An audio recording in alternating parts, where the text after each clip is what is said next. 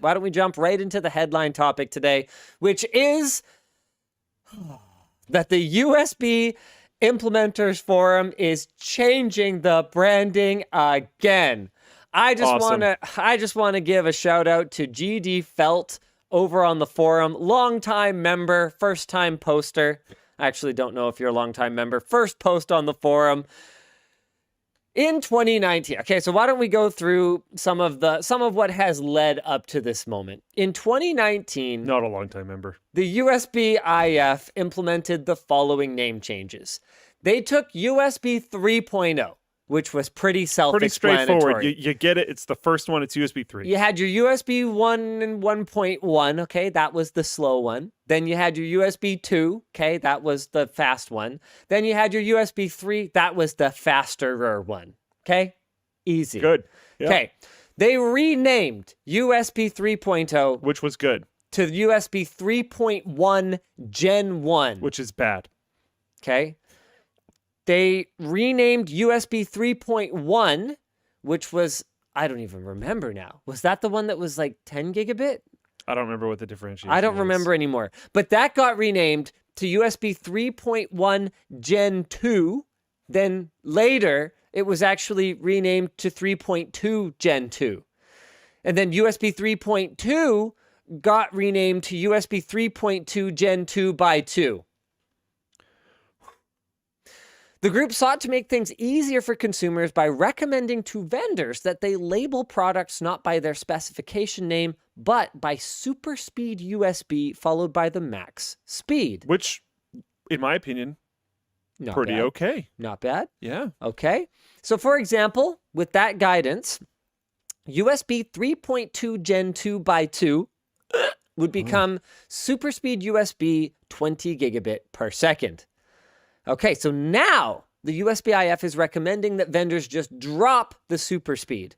So USB 3.2 Gen 2 by 2 super speed USB 20 gigabit per second is now USB 20 gigabit per second. I like it. That's actually fine. I didn't actually know the conclusion of this when we got into it. You know what's really great about it? The best thing about it is that that's what I've been doing for years. Yeah. Because no one says super speed USB. Instead of trying to do any of this, like you guys will watch me, and I don't always do it because it wasn't a formal naming convention. It was just something that I did because it was the only thing that could possibly make sense of this for me. Is I'll be holding up a laptop, or I'll be looking at the back IO of a motherboard, and I'll be like, yeah, it's got 4 USB 10 gigabit ports, because that's the only thing anyone cared about. Yeah. Was how fast does it go? Yeah. I don't care by how many things of super speed, whatever gen thing it is. I did like the logo setups that they had for it. That's a weird curveball that I'll throw out there. Okay. I didn't mind that. So they have good graphic designers and bad product naming people. Well, no, like here, I'm trying to find one. I found an article from How to Geek that might have it, if I can find it. No, it showed on Google Images. I hate how Google Images works now. Can I use this? I still get angry when I right-click a Google search result and go to paste it somewhere, and it's like 14 miles long. Okay. My generation remembers when you used to right-click it and it didn't have any of that tracking crap in it, and it was just the actual link. Yeah. I need an extension or something that fixes that. I need that. Hold on. Boom. There. The port and cable logo. I liked that. Is that going to change? This isn't even the one that I thought it was. Which one? Darn it. Which one do you like? I brought us to the wrong thing. Okay. Wide cam. Where it shows the SS. I got you. Where it shows the SS thing and then it shows the cable and it has the speed under it. I thought that was good. Okay. It's very straightforward. Talking about. I'm like, okay, that's a USB plug. This is the speed that it's at. I'm done. We're good. All right. So I hope they keep the logo simple. Now, where things are going to get a little bit complicated here is that USB has gotten a lot more, complicated. So we're dropping super speed, but what we don't know yet is how things like USB 4 play into all of this now that we're dropping the USB 4 branding, because USB 4 is not really just a new generation of USB. It also has the ability to carry a PCI Express signal, which is super different. That's how you can connect things like external graphics cards over a USB Type-C cable. So we're going to have to get a little bit further into this. Someone said that the logos have come out and they're similar and they're good. So that's Okay. cool. Another thing that we're not really addressing here is USB gets used for more than just connecting your digital camera Yeah. to your computer these days. We charge our devices sometimes at extremely, extremely high power, like charging rates, with these USB cables. And so it's a lot more than just what data rates a cable can handle. It's also what gauge the wires inside it are that determines how much power that cable can actually carry. So let's go on here. USB 4 version 1.0, so that's what we would know as USB 4 right now. USB version 2, so I guess that would be USB 2. USB 3.2, SuperSpeed Plus, Enhanced SuperSpeed, and SuperSpeed with a plus sign instead of a word plus are defined in the USB specifications. However, these terms are not intended to be used in product names, messaging, packaging, or any other consumer-facing content. This is from Source 2. This is from Ars Technica. This was updated in September. They still recommend that vendors label USB 2 as high-speed USB with no performance indicator. Okay. Most products using USB 2 spec are peripherals like keyboards and printers, so they don't think consumers will mistake the tech for being faster than, say, USB 5 gigabit per second. Okay. The USB-IF also feared people confusing USB 480 megabit per second as being faster than USB 5 gigabit per second due to the larger number. That's fair enough. So why don't we just call it USB 2, because that's what we've been calling it since like 2003 or whatever. That would be fine, but okay, fine, sure.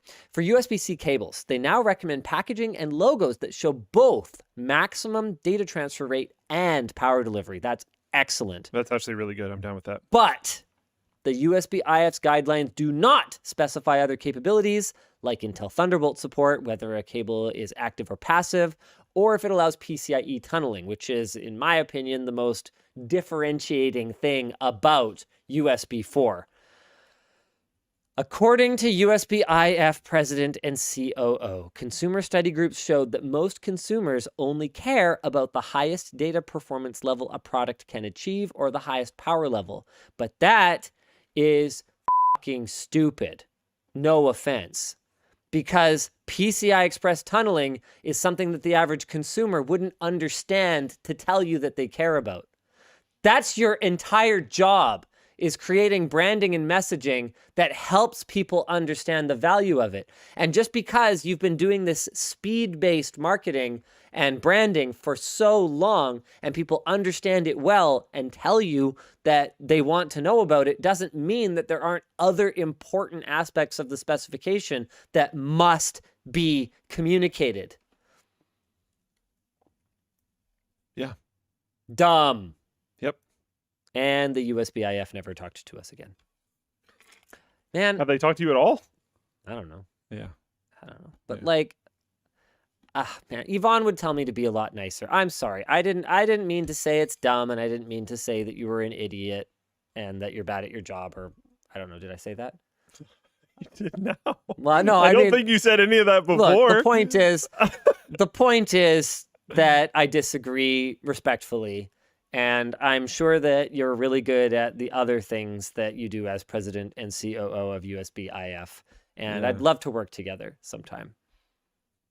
To make better branding, or I don't know. Maybe they could show us cool USB. would you say that this is a move Stuff. in the right direction? Oh, absolutely. There we go. We can There. at least give them a win. It's a step in the right Yeah. direction. Well, I already talked about that before. No, I I know, said that but you're before. doing conclusionary statements, you know, and there is a lot of good here. I would say. I don't think it's completely there, but this is a lot better than it was, and this is going to be a lot more straightforward for consumers, which is good because that's kind of the point. Yeah. I mean, I had already talked about this. We've been working on cables in the background for a little while. And I had already said, yeah, we're just going to completely ignore whatever the USB-IF says. We're just going to put the maximum data rate that it can handle and the maximum power it can handle. So essentially, they've just They're doing that, done which is that, good. which is great. That's really good. Yeah, that's a step in the right direction. Good job. Yeah, I think that's about it. We're also going to put whether it supports PCIe tunneling, though, because Yeah. that's Of course. Really important. Yeah. Because we're trying to make USB cables less confusing. That's the point, right? But you did good. You did pretty good. Pretty good.